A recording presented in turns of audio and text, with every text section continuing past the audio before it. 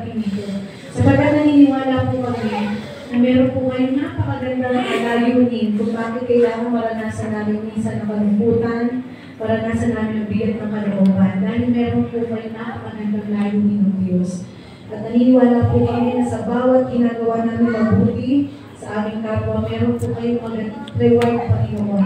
Hindi man namin, Panginoon, matukoy kung ano yung exact reward na ibibigay mo sa amin, pero dito pa lamang sa lupa, ibibigay mo yung reward na yung Panginoon kung kami hindi give up at mag-quit sa pananampalataya namin sa inyo. Kaya nawa, Panginoon, tulungan niyo po kami araw-araw na maging matatag sa pananampalataya namin. Salamat po, Panginoon, dahil naniniwala kami ng Diyos na kayo po ay sumasa amin araw-araw.